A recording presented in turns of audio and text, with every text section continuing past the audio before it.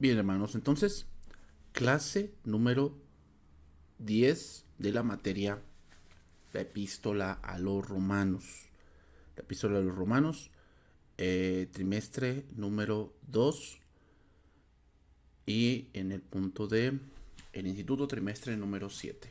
Bien, vamos a continuar, estamos en el capítulo 6. Capítulo 6 de la epístola a los romanos. Y nos quedamos en este verso, verso número 10. Romanos capítulo 6, verso número 10. Ok. Dice allí, dice allí la palabra de Dios, porque en cuanto murió, al pecado murió una vez y para siempre, o por todas, más en cuanto vive, para Dios vive. Bueno, ¿cuál es el contexto del que venimos en este pasaje? El contexto es el si debemos o todavía podemos vivir en el pecado. Y obviamente Pablo ha dado por sentado a través de todo el capítulo o a través de estos 10 versículos que eso no debe ser así. Que ya no es así y ya lo expliqué porque el cristiano ya está en Cristo. Y otra cosa, el cristiano ya ha muerto. Es decir, cuando él nació de nuevo, nació o vive para Cristo y murió hacia el pecado. Sin embargo, aún tenemos esa lucha contra el pecado, es decir, contra nuestras pasiones, nuestros deseos, que a veces o que la mayoría de las veces no se alinean a la voluntad de Dios. ¿Ok? Eso es muy importante entenderlo. Podemos tener deseos, podemos tener ciertas anhelos, pero todos deben alinearse a que demos honra y gloria a Dios. O sea, la finalidad de la vida, hermanos, no es que nosotros vivamos cómodos, que vivamos la vida loca y que vivamos solamente para nosotros mismos. Ese no es el punto de la vida. Ese es el punto que todo humano tiene. ¿Por qué? Porque al decidir ese tipo de cosas, él quiere ser Dios. ¿Ok? Sino el punto de la vida, hermanos, es que agrademos a Dios. Recuerden lo que dice Eclesiastés capítulo 12. Y este es el fin de todo el discurso. Ama a Dios y guarda sus mandamientos, porque eso es el todo del hombre. Entonces, el todo del hombre es agradar a Dios. Ese es el todo del hombre. El todo del hombre es buscar la voluntad de Dios. Ese es el todo del hombre. Si no, en nuestras decisiones no estamos buscando eso, pues tristemente lo que podemos decir es que estamos siguiendo un deseo donde yo quiero ser mi propio Dios. ¿Ok? Entonces, citábamos este pasaje, Hebreos capítulo 9, verso 12, donde decíamos que Cristo hizo una vez y para siempre un sacrificio por los pecadores. ¿Ok? Entonces, seguimos en este versículo, versículo número 11. A ver, permítanme.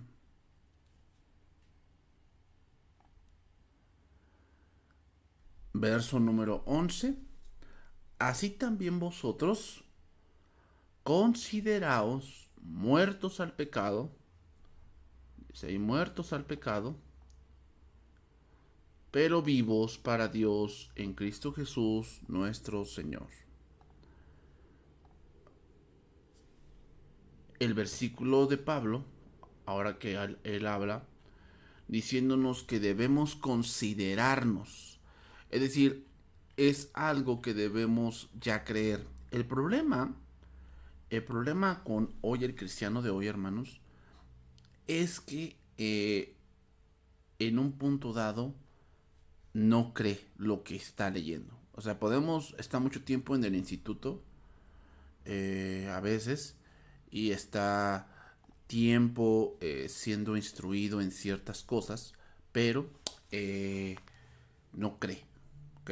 No cree en lo que Cristo es o debe representar en su vida. Ok, hermanos. Bien, ya abrí la otra presentación. Ya vi que estamos en este verso, versículo 15. Entonces, siervos de la justicia. ¿Qué pues? ¿Pecaremos porque no estamos bajo la ley, sino bajo la gracia? En ninguna manera. Bien.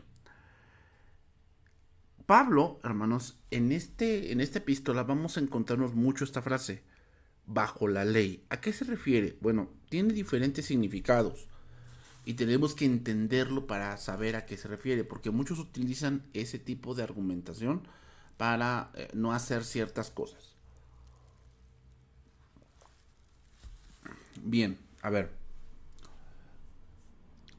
¿A qué ley se refiere Pablo? ¿A qué ley? Bueno, se refiere a la ley, en este caso, de la promesa, ¿ok? Nos referimos a, en este caso, a todo lo que es la circuncisión. Si se dan cuenta, en todos Romanos, cuando vamos a empezar desde el capítulo 1, capítulo 2, capítulo 3, una de las cosas que entra en el punto de hablar de la ley es la circuncisión. Y Pablo argumenta en el capítulo 3 que dice que la circuncisión no es la de la carne, la que se hace con mano, sino la del corazón, ¿ok? Esa es la circuncisión que debemos tener todos, y eso habla de nacer de nuevo. Más adelante entonces Pablo empieza a hablar entonces que es entonces si la circuncisión no es nada, sino que es el creer, entonces quiere decir que yo puedo vivir como yo quiera. Esa es otra cosa, ¿ok? El hecho de no vivir bajo la ley no quiere decir que podemos hacer lo que querramos, ¿ok? Debemos entender bien eso.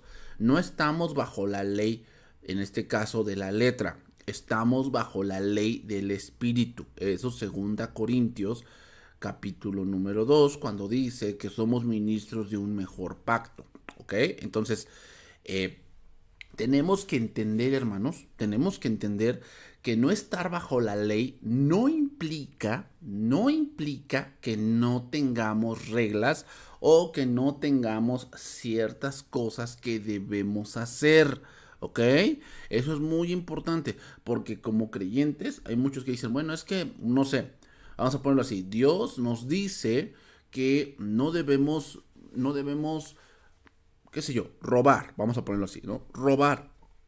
No debemos robar. Y todos muchos te argumentarán, es que eso es de la ley. O en este caso, por decir, la ofrenda. O en este caso, que por decir, Dios dijo que el hombre no debe vestirse con ropa de mujer, ni la mujer con ropa de hombre. Es que eso es de la ley. O sea, muchos dirían así, es que eso es de la ley.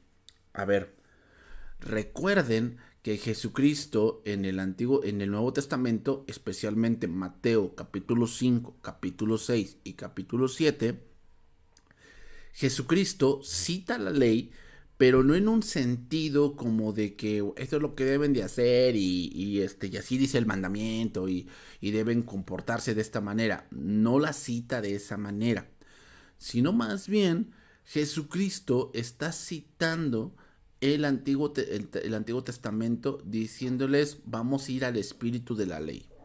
¿Cómo es el espíritu de la ley? O sea, vivir en el espíritu, hermanos, implica que debemos entender el principio por el cual Dios cita ese pasaje.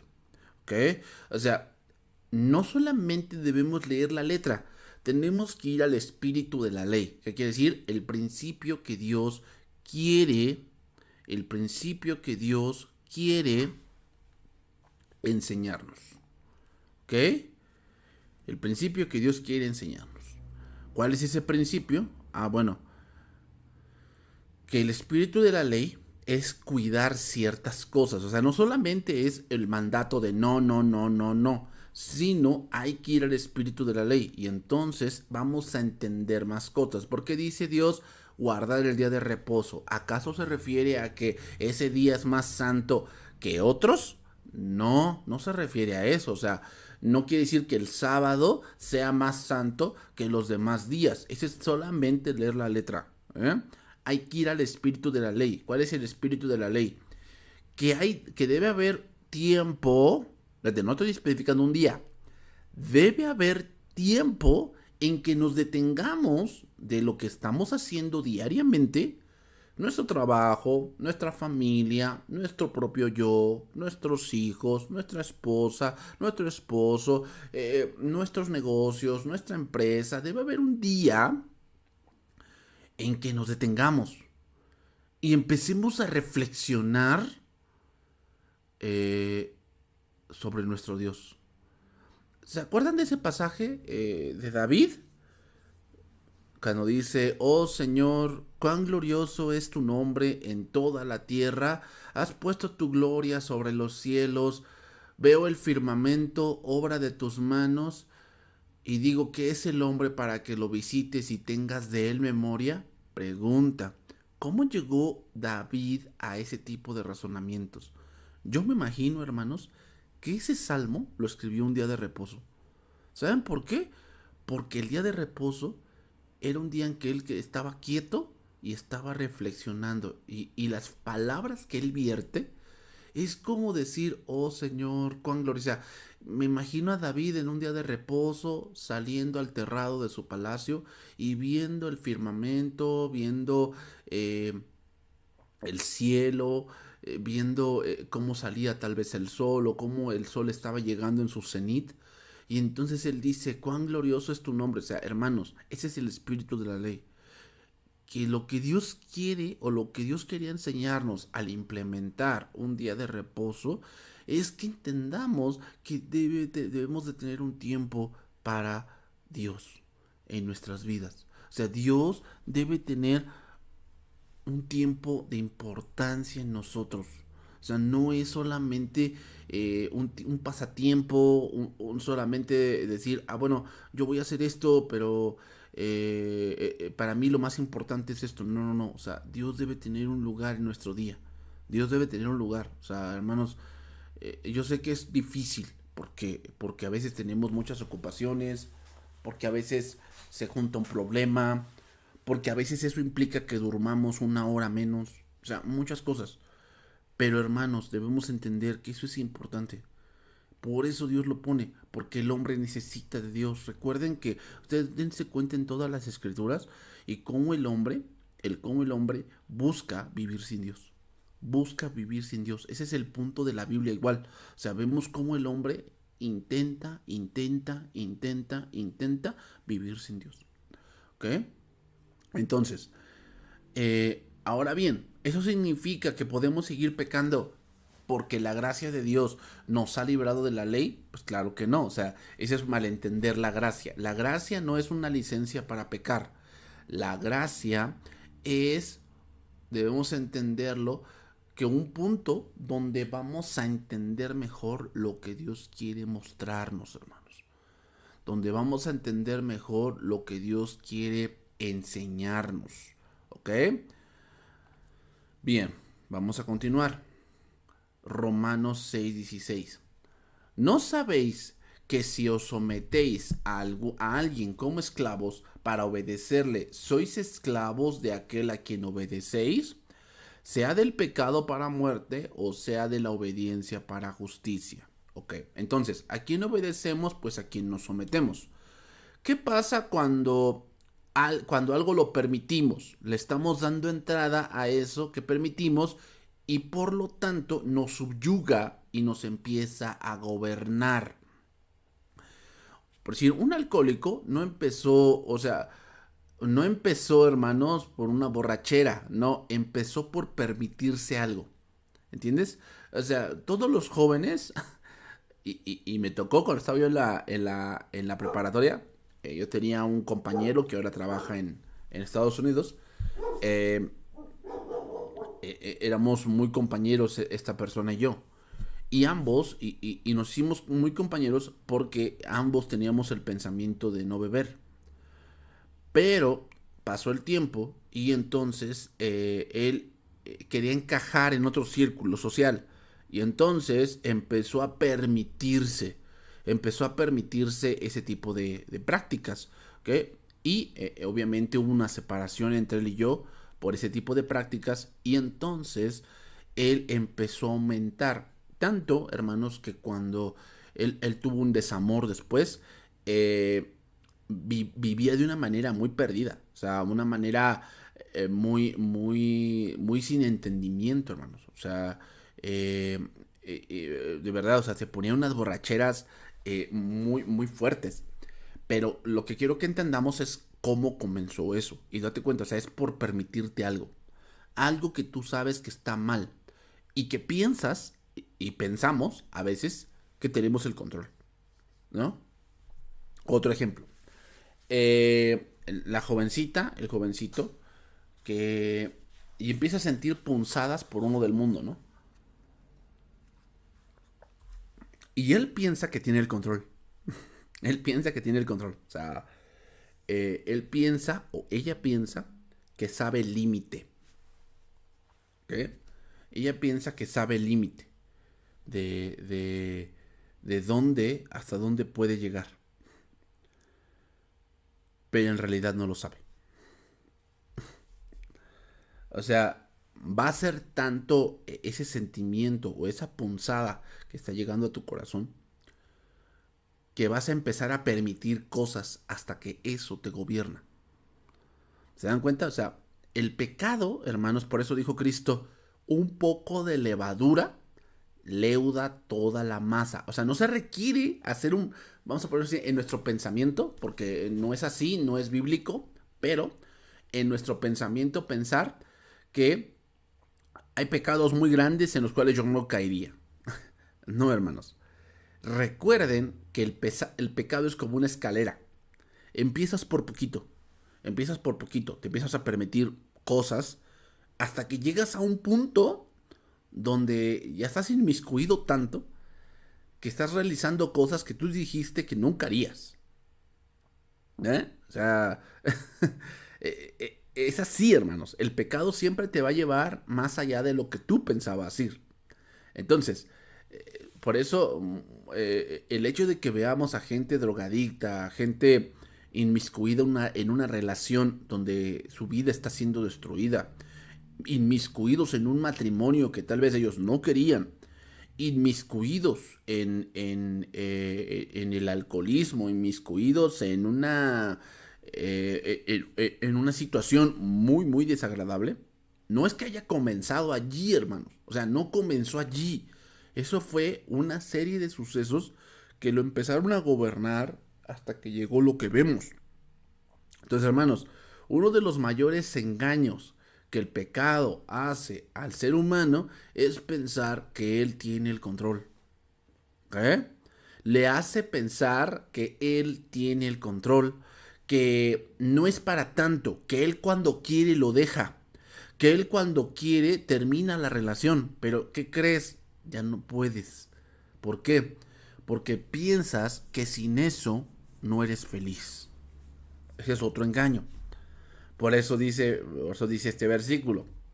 No os engañéis.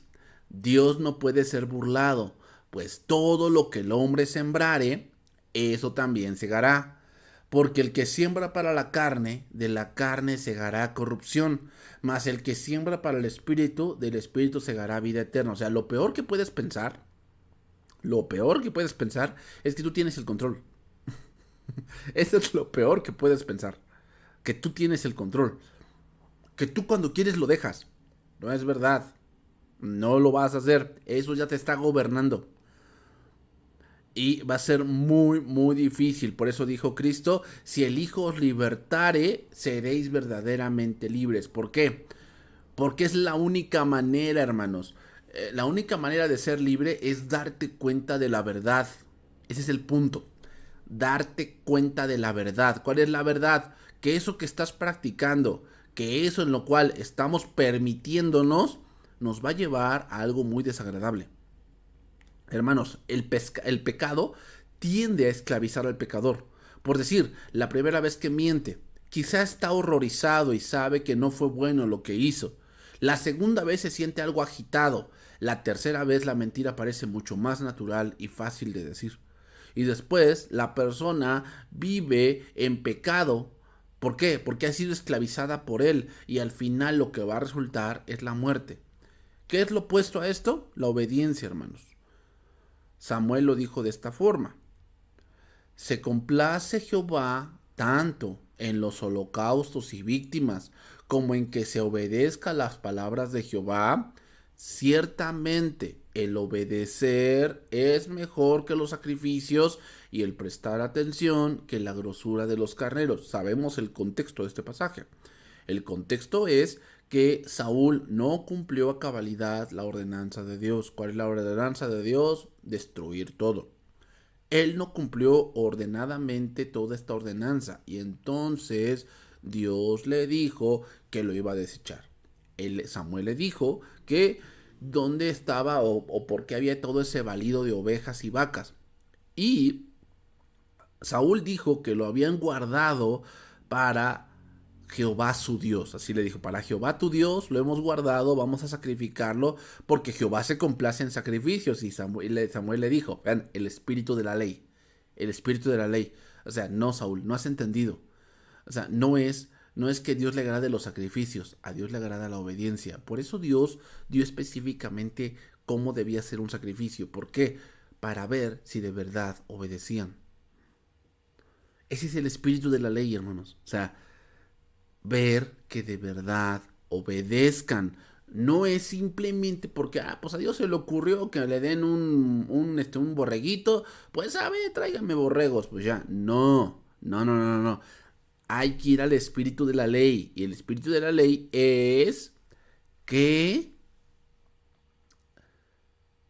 la obediencia es mejor que los sacrificios y el prestar atención que la grosura de los carneros. Entonces, nadie, hermanos, es libre en el sentido de ser absolutamente independiente, de ser su propio Dios o su propio amo. No, toda persona tiene un amo, ya sea Dios o el pecado, no hay de otra.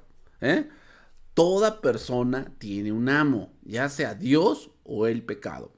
Entonces, antes de ser salvos, nos sometíamos al pecado, hermanos, y éramos siervos del pecado.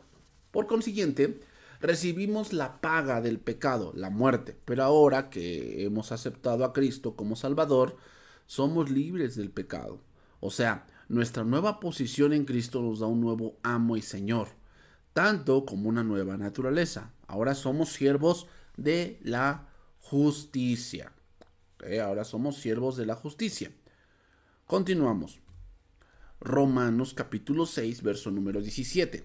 Pero gracias a Dios, que aunque erais esclavos del pecado, habéis obedecido de corazón a aquella forma de doctrina a la cual fuisteis entregados, y libertados del pecado, vinisteis a ser siervos de la justicia. Pablo aclama en alabanza por el don de Dios otorgado, no solo a Pablo, sino a todo aquel que cree en él, en el Evangelio.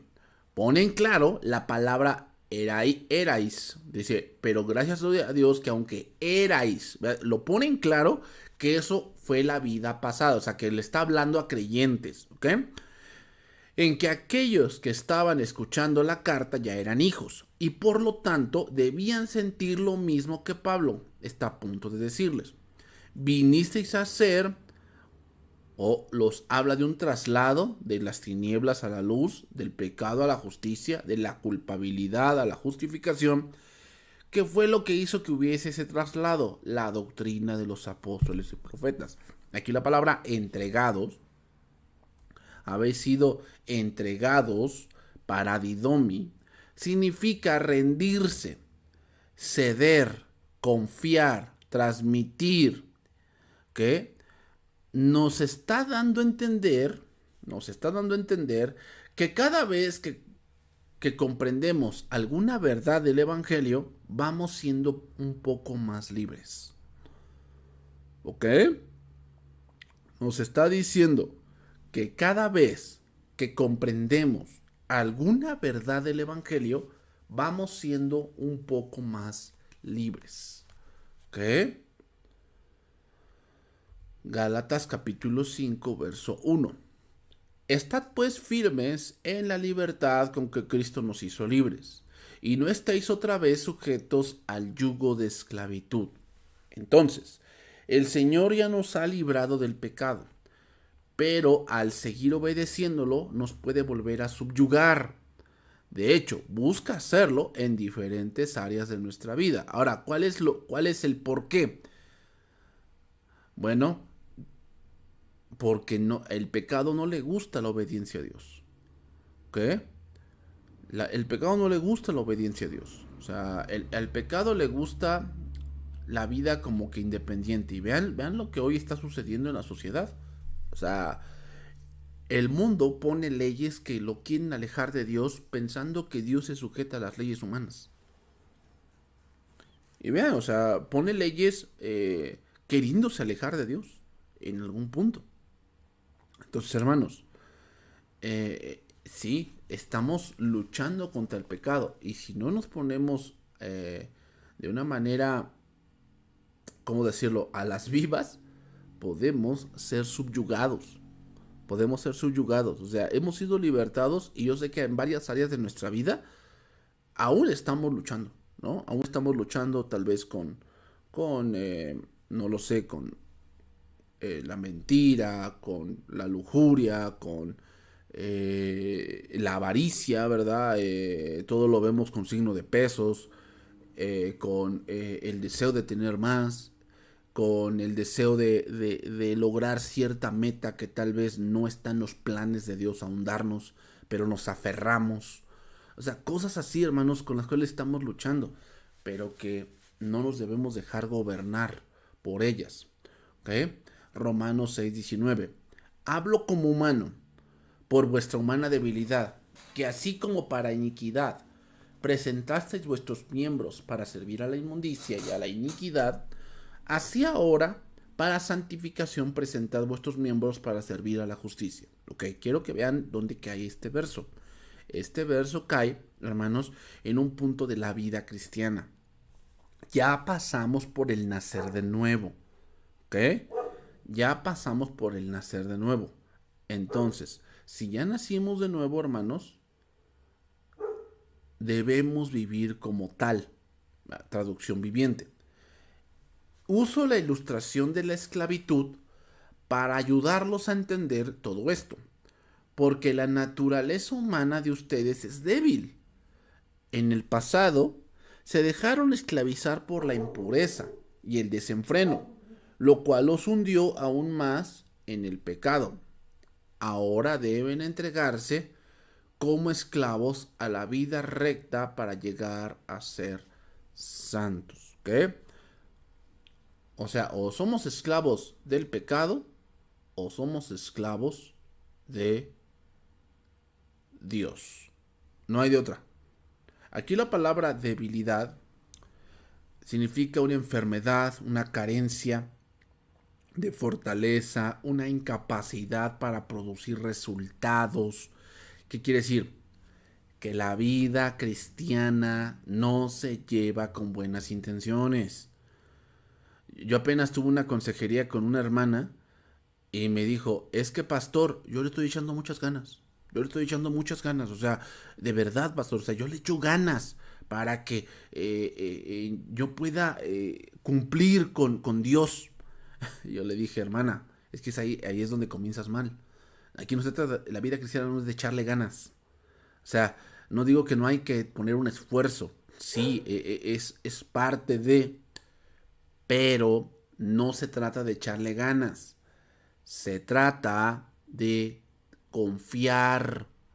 Y tú no crees. Luego tú no crees. ¿Por qué? Porque vives la vida a tu manera. Ese es el punto. O sea, hermanos, ese es el problema de hoy en día. Y es que la gente, aún creyente, está escuchando el Evangelio, está escuchando la palabra, escucha las prédicas cada domingo, cada sábado, no lo sé, cada día. Y hermanos, aún así, no cree. ¿Por qué? Porque él pone su pensamiento por encima de el pensamiento de Dios. Permítame tantito, hermanos.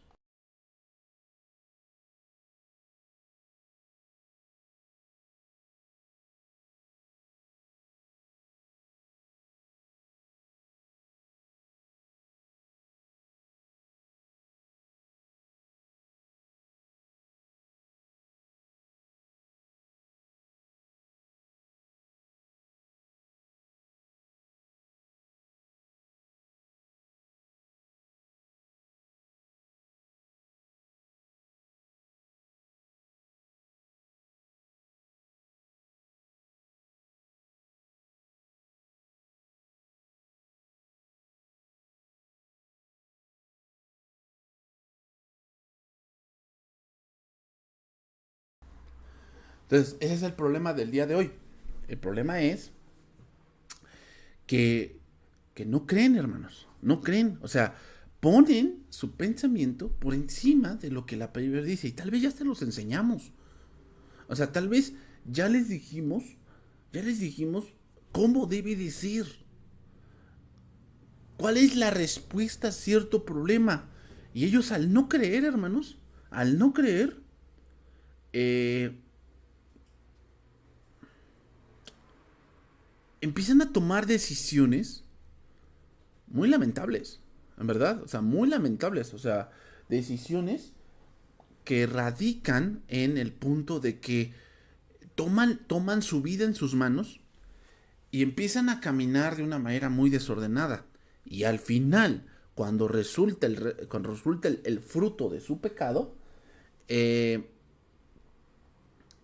lo que pasa es que le echan la culpa a Dios. No, no, no, es que esto no funciona, es que yo le estoy echando muchas ganas, o nuevamente, yo le estoy echando muchas ganas, pero yo creo que no, esto no funciona, yo creo que primero, fíjate, y hasta dónde lleva el engaño del pecado. Yo creo que o yo debo de primero arreglar mi vida para después ya después de verdad hacer lo que Dios me pide. Primero debo de arreglar mi vida. O sea, ese es el típico error de muchas personas que no han creído. ¿Qué pasa? Que piensan que está en sus manos arreglar su vida. ¿Se dan cuenta? O sea, primero voy a arreglar mi vida y ya después ya regreso a la iglesia o ya me pongo a servir. Primero tengo que arreglar mi vida, o sea, tengo que tal vez dejar esto, dejar el otro, y la respuesta sería, llevas toda tu vida intentándolo, ¿o no? Llevas toda tu vida intentándolo y no has podido. ¿Por qué? Porque tienes la incapacidad para producir resultados. ¿Eh? Tienes la incapacidad para producir resultados.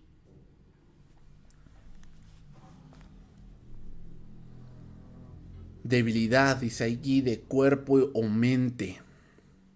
Entonces, hermanos, la vida cristiana no se trata de echarle ganas. ¿Eh? Se trata de entender la verdad y por eso es el estudio. Hermanos, entre más estudiemos, el Espíritu nos va a gobernar. Pero no solamente es estudiar, es creer. Hay que creerlo. Hay que de verdad estar convencidos de esto que estamos leyendo, que estamos escuchando. O sea, debemos creerlo. De verdad. Por eso el padre Abraham es el ejemplo claro de lo que es esto. De saber que Dios eh, nos ha concedido muchas cosas, pero solamente a los que crees. Entonces Pablo, en este versículo, procede a explicarles de una manera más simple cómo era la vida que debían producir ante el Señor. Y les explica que debían presentar sus miembros, es decir, que su manera de conducirse debía ser diferente a la de antes, ya no para servir al pecado, sino a la justicia de Dios. Pablo utiliza dos términos teológicos en esta explicación dada en este verso. ¿Okay? Número uno, la santificación posiciona, es decir, es el regalo de Dios dado a todo hombre que pone su fe en Cristo. ¿Okay? Es el regalo de Dios dado a todo hombre que pone su fe en Cristo. ¿Okay? Primera Tesalonicenses 5:23. Y el mismo Dios de paz os santifique por completo, y todo vuestro ser, espíritu, alma y cuerpo, sea guardado irreprensible para la venida de nuestro Señor Jesucristo. Hebreos capítulo 10, versículo 10. En esa voluntad somos santificados mediante la ofrenda del cuerpo de Jesucristo, hecha una vez y para siempre. ¿Qué quiere decir entonces este verso anterior? Solamente voy a decir una cosa, hermanos. Una cosa. Eh, la idea de que el hombre es tripartito viene de una corriente filosófica eh, aristotélica. O sea, Aristóteles fue el que empleó este tipo de pensamiento de que el hombre es tripartito. Pero si nos vamos a las escrituras, hermanos, a las escrituras puntualmente, el hombre es bipartito, nada más es espíritu y cuerpo. Recuerden lo que dijo, dice que Dios hizo del polvo de la tierra un ser humano, o sea, hizo el molde, y sopló en su nariz, ¿qué? Aliento de vida. Ahí vemos el espíritu y vemos el cuerpo. Entonces, ¿por qué aquí en Tesalonicenses 5:23 Pablo cita este pasaje y dice esto: todo vuestro ser, espíritu, alma y cuerpo sea guardado irreprensible para la venida de nuestro Señor Jesucristo? Recordemos que Pablo le está hablando a una audiencia griega. Los tesalonicenses eran griegos, ¿ok? Pero lo que nos quiere dar a entender Pablo es que la santificación tiene por implicación guardar no solamente lo que hacemos, sino el por qué lo hacemos. Eso es muy importante. O sea, hay mucha gente que sí, y ese es el punto de la ley. La ley no juzga las intenciones, la ley juzga la acción. ¿Ok? O sea, puede haber gente que quiere robar, pero no lo hace. ¿Ok? O sea, hay gente que anhela robar. ¿Por qué? Pues porque ve cosas que él quiere tener y que no las puede obtener. Entonces, la ley no juzga eso. La ley no te va a meter a la cárcel por tener una intención de robar. Te va a meter a la cárcel cuando hayas cometido ese delito. Pero en el punto de la ley, en el punto de la gracia, hermanos, y del justo juicio de Dios, en el juicio final, Dios o Cristo va a juzgar tres cosas. Número uno, la intención. Número dos, lo que hiciste. Y número tres, lo que dijiste. ¿Ok? O sea, Dios va a juzgar, dice que de toda palabra ociosa tendrán que dar cuenta a los hombres.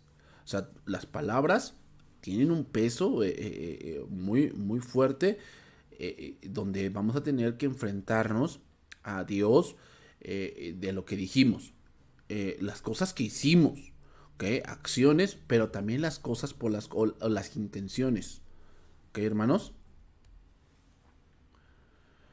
Entonces, eh, termino con este punto, con este punto.